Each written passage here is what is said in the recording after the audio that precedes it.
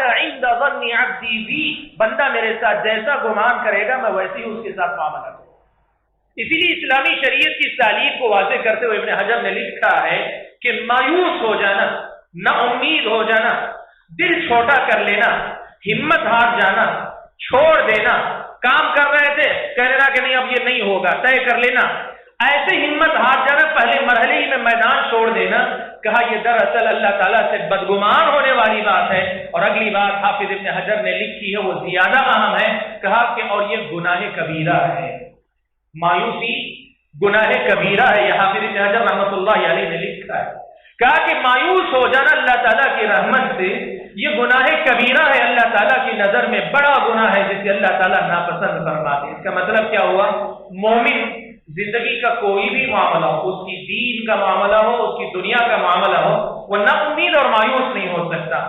جب تک امکان جب تک ہے وہ مایوس نہیں ہوتا. ہاں کوئی ایسا کام ہے جس کا امکان باقی نہیں رہ جاتا، اسباب اور وسائل نہیں ہے، ممکن نہیں ہے کام، آدمی تب کام چھوڑ دیتا ہے، لیکن اللہ تعالیٰ کی طرف سے مایوس نہیں ہو سکتا.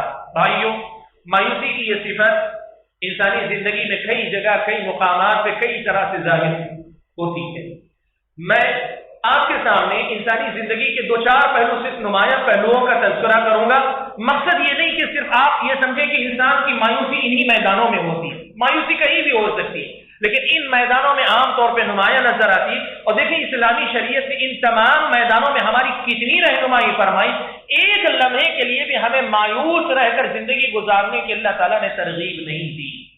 سب سے پہلا میدان، سب سے بڑا میدان آتا ہے ایک مسلمان گناہ کرتے کرتے بسا اوقات اپنے گناہوں کی کثرت دیکھ کر، یا بسا اوقات اپنے گناہ مکرر بار بار ہونے والے گناہ دیکھ کر کبھی اس مایوسی کا شکار ہو جاتا ہے کہ بھائی اب تو اللہ تعالیٰ مجھے معاف نہیں کرے گی.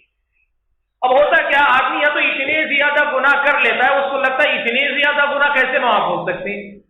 یہ آدمی گناہ کرتا ہے، پھر توبہ کرتا ہے، پھر گناہ کرتا ہے، پھر توبہ کرتا ہے، توبہ سچی، پھر گناہ ہو جاتا ہے، پھر سچی توبہ کر رہا ہے، پھر گناہ ہو جاتا ہے. 3-4 مرتبہ کے بعد پھر آدمی کے دل میں یہ خیال آنے لگتا ہے کہ بھائی مجھ سے بڑا ظالم کون ہوگا، اتنی مرتبہ توبہ کرتا ہے، پھر اس کے بعد گناہ کرتا ہے، اب تو اللہ تعالیٰ معاف نہیں کرے گا.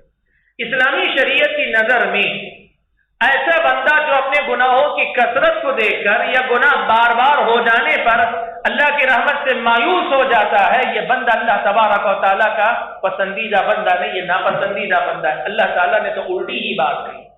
اللہ نے یہ بات کہی، قل یا عبادی الذین اسرفوا علی انفسهم لا تقنطوا من رحمت اللہ ان اللہ یغفر الذنوب جميعا انہ هو الغفور الرحیم. اللہ نے فرمایا، اللہ کے نبی آپ کہہ دیجیے، یا عبادی الذین اسرفوا علی انفسهم، اے میرے وہ بندوں جنہوں نے اپنے نفسوں پر ظلم کیا، لا تقنطوا من رحمت اللہ، تم نے گناہ کیے، تمہارے گناہ بہت ہیں، تمہارے گناہ بے حساب ہیں، تمہیں اپنے گناہوں کو دیکھ کے ڈر لگتا ہے، تمہارے اپنے گناہ زیادہ نظر آتے ہیں، اتنے کہ تمہیں خود لگتا ہے کہ گناہوں کی بھی جو حد ہو سکتی اس سے آگے نکل چکے ہو، تم اللہ کی رحمت سے مایوس مت ہو. لا تقنطوا من رحمت اللہ ان اللہ یغفر الذنوب جميعا، اس لیے کہ اللہ تعالیٰ تمام گناہوں کو معاف کرتا ہے. بھائیو، یہ بات یاد رکھنا، اسلامی شریعت کی نظر میں یہ بہت غلط بات ہے کہ کوئی آدمی مغفرت کے یقین یا مغفرت کی امید میں گناہ کرے. یہ بہت غلط بات ہے اسلام کی نظر میں، لیکن وہی گناہ ہو جانے کے بعد اللہ کی رحمت سے مایوس ہو جائے، یہ بھی اللہ تعالیٰ کی نظر میں بہت بڑا گناہ ہے. ایک آدمی اللہ تعالیٰ کی رحمت کی امید میں، جیسے بہت سارے بھائی کہتے ہیں کہ بھائی 99 رحمت کے درجے اللہ کے پاس ہیں، ایک درجہ پوری دنیا میں اللہ نے پھیلایا ہے، وہ ہم پہ کیسے رحم نہیں کرے گا. اس کی رحمت کا حوالہ دے دے کے جو گناہ کرتے ہیں یہ سرکش لوگ ہیں، اسلام کی نظر میں ناپسندیدہ لوگ. لیکن یہ بندہ وہ جو سچے دل سے توبہ کرتا ہے لیکن پھر بھی گناہ ہو جاتے ہیں، یا بس اوقات زیادہ ہی گناہ ہو جاتے ہیں، دل میں پھر بھی ڈرتا ہے، وہ گناہ کر رہا ہے لیکن ڈر ہے، وہ اللہ تعالیٰ کی رحمت سے مایوس ہو جائے، اللہ کو یہ بھی پسند نہیں.